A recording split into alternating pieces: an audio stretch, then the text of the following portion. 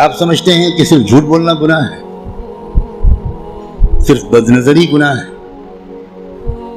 صرف زنا اور چوری گناہ ہے، اور آپ یہ نہیں جانتے کہ قرآن کو نہ سمجھنے کی کوشش کرنا یا سمجھنے کی کوشش نہ کرنا یہ ان سارے گناہوں سے بڑا گناہ ہے۔ آپ انجینئر ہیں، بڑے خوش ہیں کہ میں انجینئر ہوں، آپ ڈاکٹر بن گئے، بڑے خوش ہیں کہ میں ڈاکٹر ہوں، آپ تاجر بن گئے اور آپ خوش ہیں کہ میں تاجر ہوں، اور آپ کو اس کمی کا احساس تک نہیں ہے کہ میں کتنا بڑا محروم انسان ہوں کہ میں اللہ کے کلام کو جو صرف میرے لیے آیا تھا وہ میں سمجھنے کی کوئی کوشش ہی نہیں کی۔ میں مسلمانوں کی اکثریت، غالب اکثریت، وہ جو 5 وقت کی نماز پڑھتے ہیں وہ بھی، جو روزہ رکھتے ہیں وہ بھی، جو اپنے کو دیندار سمجھتے ہیں وہ بھی، جو کچھ دینی کام بھی کرتے ہیں وہ بھی، اس بڑے گناہ میں تقریباً سب شریک ہیں کہ وہ قرآن مجید کو سمجھنے کی کوئی کوشش نہیں کرتے اور قرآن مجید کو نہ سمجھنے کو گناہ نہیں سمجھتے یا سمجھنے کی کوشش نہ کرنے کو گناہ نہیں سمجھتے۔ تو آپ قرآن مجید کو سمجھنے کی کوشش فرض عین سمجھیں اور قرآن کو اب تک سمجھنے کی کوشش نہ کرنا یہ کبیرہ گناہوں سے بڑا گناہ سمجھیں۔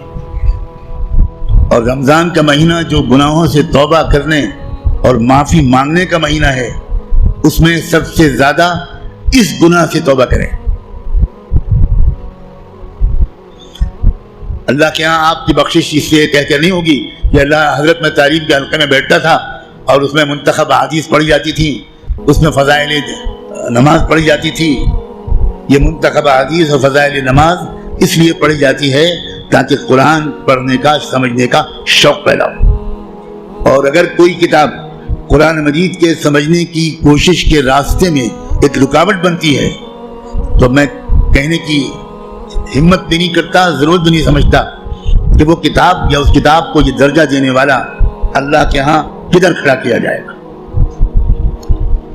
رسول اللہ یہ شکایت کریں گے قیامت کے دن کہ سن لیجیے یہ قرآن میں آیا ہے، اور شکایت کیا کریں گے؟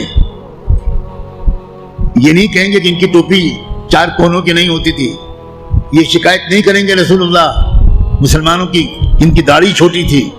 رسول اللہ شکایت یہ کریں گے کہ اللہ یہ ہے میری قوم جس نے قرآن کو چھوڑ دیا تھا۔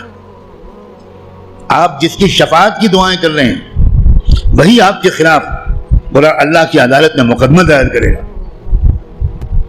ہماری عورتیں 100% تقریباً قرآن مجید کو ٹھیک سے شاید پڑھ بھی نہیں پاتی، سمجھنا تو بہت دور کی بات ہے۔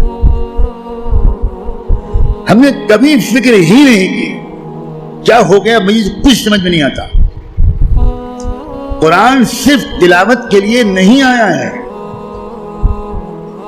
اول تو کتنے لوگ سال بھر تلاوت کرتے ہیں وہ آپ خود جانتے ہیں، لیکن میں کہتا ہوں اگر آپ سال کے روزانہ تلاوت بھی کرتے ہیں تو ایک بہت نیک کام آپ ضرور کرتے ہیں، لیکن قرآن کا حق صرف تلاوت سے ادا نہیں ہوگا۔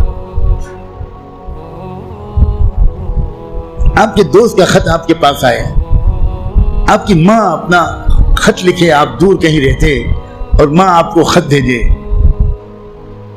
آپ خالی اس خط کو روزانہ پڑھ لیا کریں گے بس؟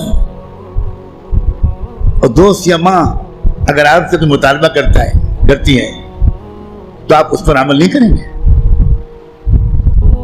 یہی سلوک ہم قرآن کے ساتھ کر رہے ہیں۔ قرآن کیا ہے؟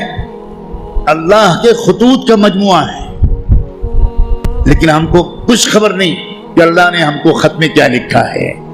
آپ کا دوست آپ کو خط لکھے اور آپ اس کو سمجھ نہ پائیں، آپ چین سے سوئیں گے؟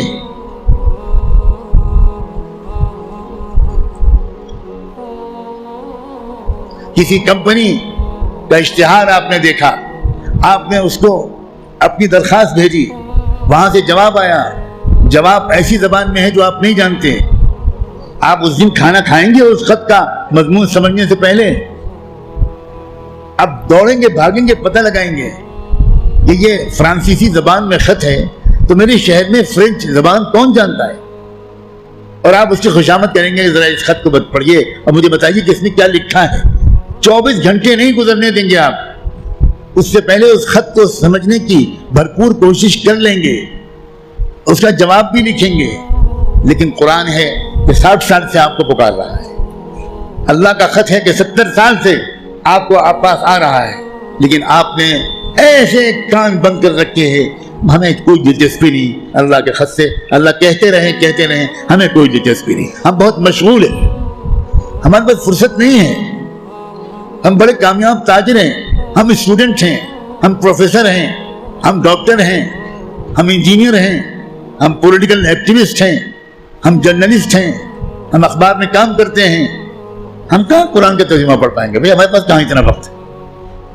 بھگتنے کا ہر وہ انسان، ہر وہ مرد اور عورت جو قرآن مجید کو سمجھنے کی کوئی کوشش نہیں کرتا اور قرآن کے مطابق اپنے آپ کو ڈھالنے کی کوئی سیریس کوشش نہیں کرتا، خون کے آنسو روئے گا وہ شخص، خون کے آنسو روئے گا۔ ایسا شخص تو جب قرآن کی تلاوت کرتا ہے تو قرآن اس پر لعنت بھیجتا رہتا ہے۔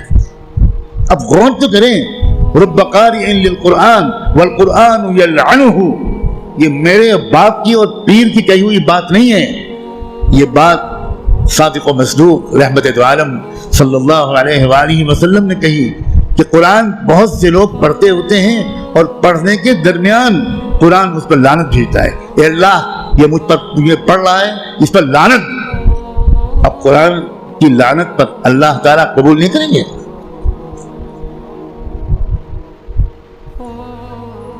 جو توہین قرآن کی ہم نے کی ہے، جو بے عزتی قرآن کی ہم نے کی ہے، اس کے حساب سے ابھی مسلمانوں کی اتنی پٹائی نہیں ہوئی جتنی ہونی چاہیے۔ آپ اتنی پٹائی پر پریشان ہیں، ابھی تو شروع ہوئی ہے پٹائی، پھر دیکھیے گا آئندہ کیا ہوگا۔